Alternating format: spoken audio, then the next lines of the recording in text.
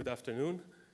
We all on this panel have the pleasure of speaking at the toughest time, right after lunch without a coffee, so I think they call it the graveyard shift. So we will try and, I'll try and be brief and hopefully stimulate some discussion. Let me start by thanking Veselina and your amazing team for organizing this very important forum. We had the pleasure of spending some time in your office yesterday, and really, I think civil society is very lucky to have you and your team here in Bulgaria. So thank you and congratulations.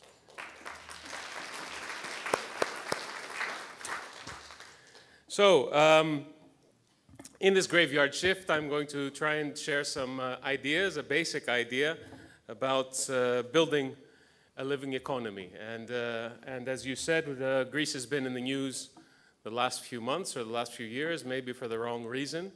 It might sound almost amusing to be talking about building a living economy in Greece, almost like a Herculean feat, task. But yes, the reality is that Greece is going through some extremely challenging times. The economic crisis has had a very big impact on society. The economic crisis has had a very big impact on the environment, but at the same time, the crisis is certainly signaling the need for change. And so we feel very strongly that now is the time for us to really bring forward new ideas, new innovative ways of thinking, and really trying to figure out about how we could turn this crisis into potentially an opportunity. So let's hope this works. Okay, this is the global debt clock on The Economist. For those of you who can go online, you'll actually see this clock, and the numbers are running continuously.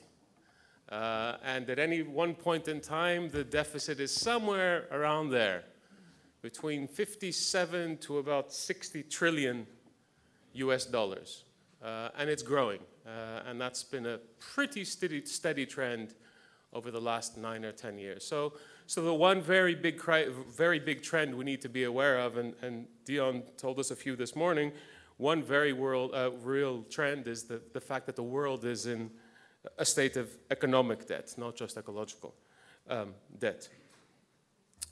If you look at Greece's debt, now Greece is right now, we're right at the top of the list. I think we're, in terms of proportion to GDP, I think we're second only to Japan. We're something like close to 180% of our GDP. It really is a crippling debt crisis that has not been resolved through the years of this financial crisis. So the one thing we need to keep in mind is a world in economic debt and a country with a really serious problem of debt. I won't say a lot about this because I think a lot of previous speakers have already covered it. At the same time, it's a world in need of sustainability. And those mega trends we saw from Dion this morning, I think really hit that message home. The positive thing is we do have these SDGs. We do have an agenda.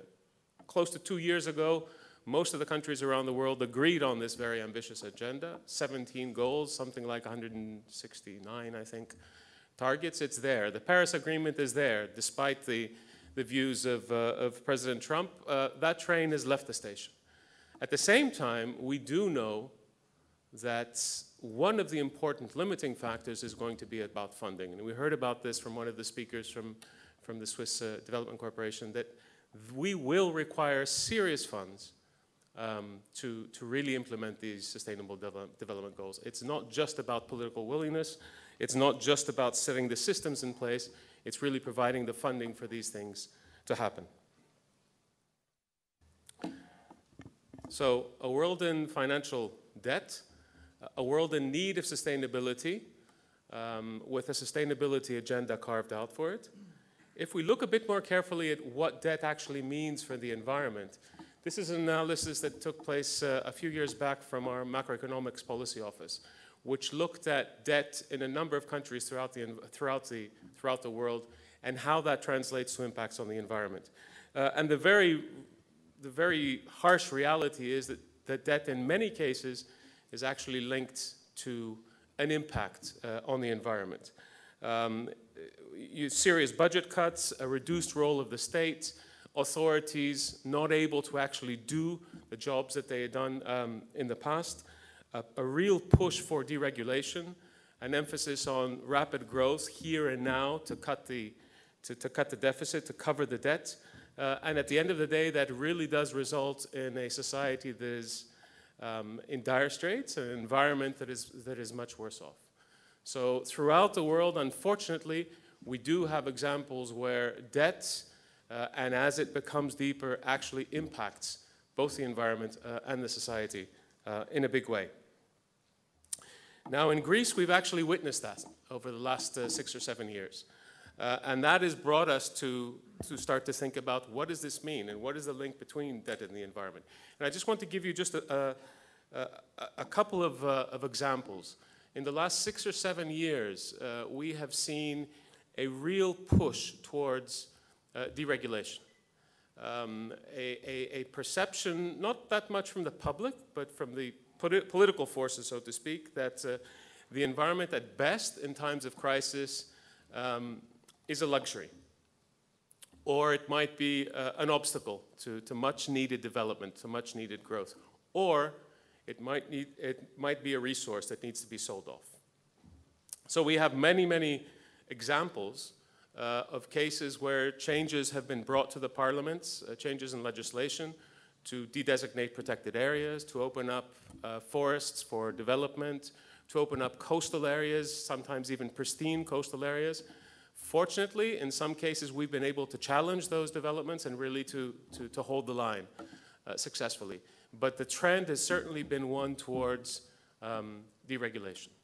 At the same time, massive budget cuts have meant that authorities, even wanting to do their job, can't do their job. Park rangers that no longer even have fuel to take their jeeps out to patrol protected areas. Coast guards that don't have fuel for their vessels so they can go out and monitor fishing activities. These are just some of the examples of a very real trend towards, as I said, an impact of the crisis on the environment. A second important thing I think that is important to keep in mind is that the discussion about debt is really there. It's still part of the Eurozone. There's an important meeting, I think, taking place in about 10 days' time, where again, that will be dominating the agenda. So the whole discussion around debt in Greece is not just dominating the media on this, it's actually dominating a lot of the political space, and that's not constructive, I think, for Europe overall. At the level of public sentiment, also in Greece, we find ourselves in a situation where, unfortunately, over the last few years, this is really leading to more of an anti-European feeling, and the rise, if you like, of far-right views in some cases, and a far-right neo-Nazi party that virtually did not exist in the past is now becoming increasingly popular. So these are the bad sides of that crisis. At the same time, as I said earlier on, we do really think that now is the time for a restart to that economy, a restart on much greener, with much greener characteristics. And I think the one thing that is very important for us to look at is the importance of nature and the environment for a country like Greece. The fact that in times of crisis, one needs to look to what are your strengths, one needs to look at what are your comparative advantages. And for a country like Greece, its comparative advantage is its natural resources, its natural beauty, its landscapes, its seascapes, its biodiversity, of course, its culture and its history.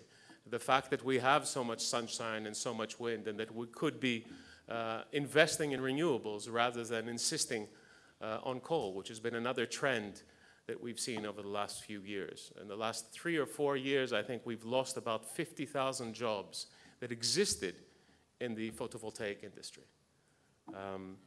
So there's a very definite threat, a very definite trend there for the crisis impacting on the environment. There's a very clear opportunity, I think, for us to see things in a very different way and adopt a different paradigm. At the same time, I think it's important for us to think about the environment and what it actually means for citizens throughout Europe. This is some of the data from the Eurobarometer from 2011, 2014. We actually see that the environment to European citizens is actually very important or fairly important. Very, very few citizens out there say it's not important. So in these times of crisis, not only in Greece, but throughout Europe, where we need a more unified Europe, maybe the environment, maybe sustainability can actually be a unifying cause.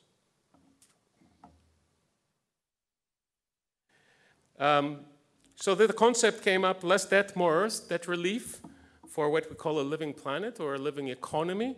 And I just want to share a very, very short 30-second video with you where we're trying to get this message across in very simple messages, in very simple pictures in terms of what it means for our own country.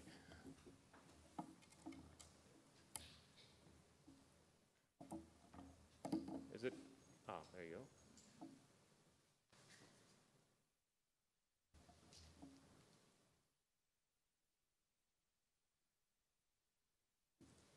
It worked a while ago. Oh.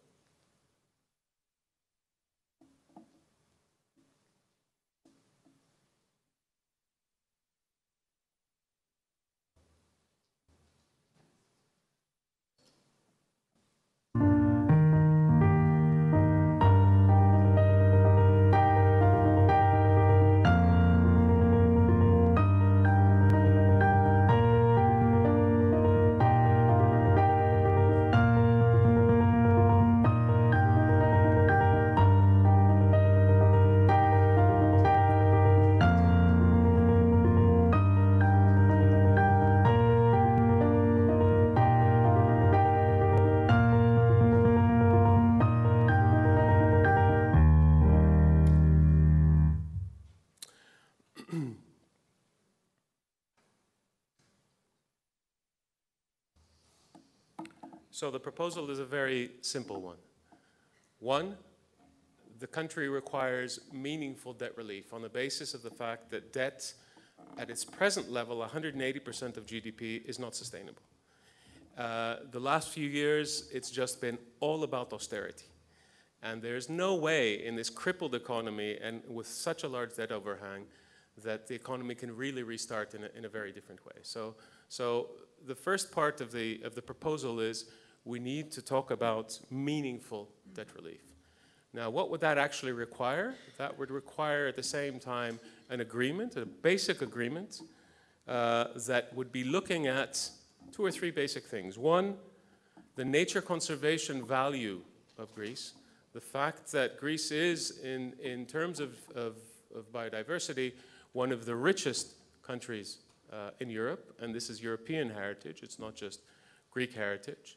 And so protecting that nature is part of, I think, of a European responsibility and a European contribution. Conserving nature, restarting economy in a very different way, in building what we would like to call a living economy, and also looking at the horizontal reforms that are all about good governance, about transparency, about accountability, about legislation that is actually required in order for investors to have a level playing field and in order for investors to really be looking at sustainable investments.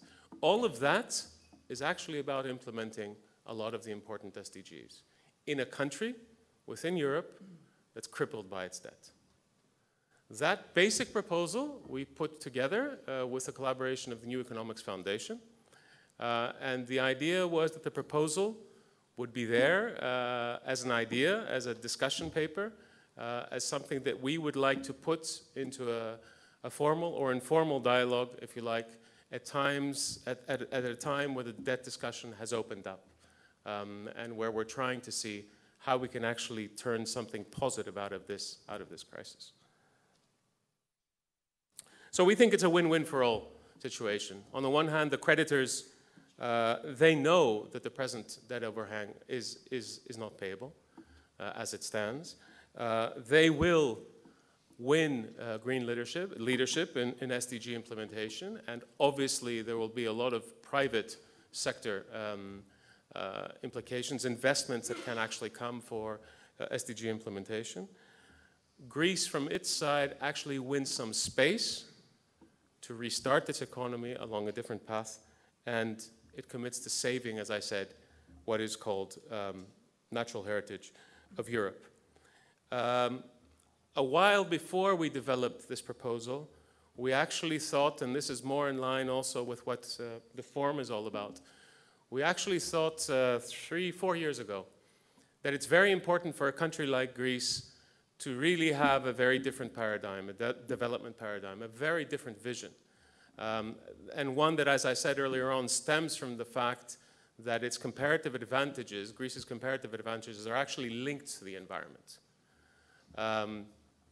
And while we were hearing from everywhere in the country, yes, we need development, we need growth, nobody was actually trying to define what type of development we're talking about. And so in 2013, we undertook the initiative to elaborate a proposal for what we call a living economy vision for the country, which actually looks at each of the sectors like tourism or fisheries or agriculture or energy, and analyzes what it would actually take to transition from where we are now to what would be a sustainable economy. It also looks at the type of horizontal reforms that are needed in the country for that to happen, and closes with a chapter with very specific investment ideas that could be picked up either by the public sector or the private sector and could actually materialize the next day if the willingness and the funding was there. And that's just a sort of quick summary of what it looks like. It's looking at the differences at the public policy level, good governance, clear environmentally safe law, and then, as I said, in terms of innovation, sectoral green reform, and also what it would mean for society. So for those of you that might want to read the entire discussion paper and hear more about this, you can go onto this particular site and read more. We've created a site where we're inviting others to actually provide comments, provide feedback. We're very keen to hear from other organizations, from other institutions, what they actually think about this proposal. We've had quite a few meetings with national, but primarily international organizations in presenting this proposal. And as I said in my introduction, I think that in these tough times of crisis, we need to look around, we need to start thinking differently, and we need to look at these crises as signals for change.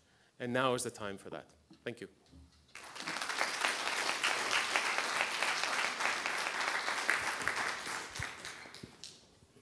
Demetres, where exactly did you send the proposal, and what was the answer? Interesting, yeah, in one word. No, the proposal has been, we've presented the proposal, obviously, to the press and the media in Greece. We've presented it to a number of conferences such as this, such as economist conferences, for example.